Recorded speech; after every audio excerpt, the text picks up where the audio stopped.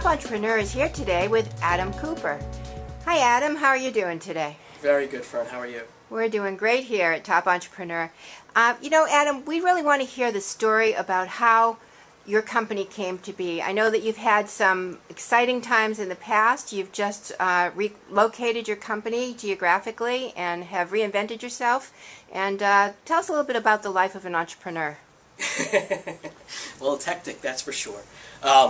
I think in terms of what our company does, I was tasked with the challenge of taking an old family business, a business that was 75 years old, and trying to infuse some new services, some new product lines into a successful business model that had serviced our family for a number of years. We're a printing company. The Atlas Press, started by my grandfather in 1934. Wow. And had progressed to the point of being one of the leading printing and communication companies in central Massachusetts over the last 50 or so years. My background was more in electronic media and looking at the evolution of printing and how printing has varied over the last 5 to 10 years, specifically in terms of companies not doing as many checks as they used to. There's a lot of electronic billing and paperless statements and things of that nature. So when you're dealing with companies who still value the print product and by no fault of their own just aren't doing as much as they used to do, that obviously affects companies like Atlas. In turn, we have to find solutions to offset that lost revenue and infuse new revenue streams into the business model. So my background is in television and multimedia production, and what we tried to do with Atlas was basically take that same philosophy of being communicators and trying to bring new products into that service model. So with website design and development, television and video production, social media marketing, we now are taking Atlas Press and really transforming it into what I would categorize as a communication solutions agency. So you've basically reinvented the agency and yourself at the same time. Yeah, it's a fine line because in this marketplace, Atlas has a name as a printer. So you're running into a number of different challenges, which we're facing now. One is, how do you convince new clients that a printing company can build you a website, or can handle your social media marketing, or can make you a video? And how do you do that? Well, with your existing clients, there's a great sense of trust. So if you're coming to them with new products, they're going to want to sit down and listen to you. This is what I've been doing for the last 15 years, television production. So although the services are new to Atlas, they're not necessarily new to myself or my staff. So the idea is implementing these new services and new products in a manner that the client can feel trusting that although it's a new Atlas product or an Atlas service, it's not new to the people who are doing it. And we can boast Emmy Awards and different other types of nominations, to our pedigree, and really, show the clients, that we have the capabilities to not only achieve these type of objectives, but implement them successfully. So having awards and recognition in your back pocket, being able to talk about those kinds of things, accomplishments and so forth, those are really key to helping clients understand your credibility, I would imagine. Yeah, I think so. There's always challenges, whether you're a small business owner or an entrepreneur, in making yourself successful. You don't have, as a negative, you don't have that paycheck coming in from a big corporation. Everything's kind of on you, and you rely upon yourself to either sink or swim.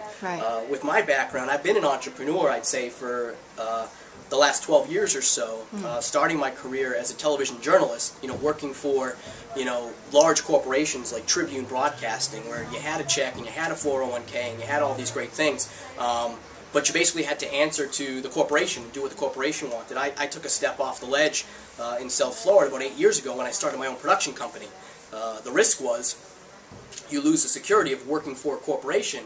The benefit is the sky's the limit. And if you can work hard enough and follow your action plans and your business models consistently, it'll be successful. Now, the one challenge that we had in infusing my company, which was ADC Media in South Florida, into Atlas, is different business clients. And that was a hard decision for me to make. In South Florida, I only had a handful of clients, but they were very large clients, the Miami Dolphins and the Miami Herald or Perkins Restaurant and Bakery. So you're basically only handling 6 to 12 clients a year, but they're big price point projects. With Atlas and Central Massachusetts and that client base, it's a smaller company size. So basically your price points might have to be lowered a little bit, and what you're doing for them might have to change. They don't need the same type of services that some of the larger corporations that we service in South Florida would need. But at the same time, you're now opening the doors to that many more small businesses. You're not relying on 6 to 12 large businesses to do your work. You're fulfilling, in Atlas's case, a client base of 350 to 450 clients. So when you moved your business from South Florida, working with major clients in the South Florida area, to the Central Mass area, you're working with a different model, different size clients. However, you're basically servicing them with the same end product. However, you are adapting it to a smaller client, right? Yeah, the skill set's the same, and that's the beauty of it. The price points are much lower because Central Massachusetts isn't the same as Miami, Florida, right. Much like it's not Boston or Providence even. So you're dealing in a different market sector in terms of the businesses that you're servicing, right. But our skills don't change. So in many ways, it's an asset to the small businesses here that someone with the skill set of what Atlas now can offer to take advantage of that in Central Massachusetts. But it's been a challenge because I think small businesses in particular that are trying to grow need things that are tangible. So it's not like I could knock on, a dentist's office or a doctor's office in Millbury or Worcester and show them work that we did for the Miami Dolphins because they can't relate. So in terms of building up a local portfolio, you have to tailor that. So that was one of the big action points that we tried to achieve in moving our business up here last fall, was coming out of the gate and doing some projects that would be relatable to the Central Massachusetts market space. So once we were able to kind of get a few of those under our belt, we now can showcase those projects to the small and mid-sized business here in Central Massachusetts and hopefully build our portfolio from there. Sounds exciting, Adam. What word of advice might you have to share with entrepreneurs that might be interested in doing the same kind of thing? Stay true to your business method, stay true to your mission statement, stay true to your goals. I think you can't just go off the cuff and say, I want to do this or I want to do that. You really have to be thought out in terms of the way that you structure your organization, pinpointing who your target market space is going to be, and staying down that road. And not wavering from that. And that could be a tough challenge. We actually went through that recently where, like I was just talking about, changing our business model and servicing smaller and mid-sized businesses with those types of projects. And sometimes we have these big projects that still come across our plate, and the price points are much higher, and it might be more glamorous, and you want to be able to do those types of things for that particular client.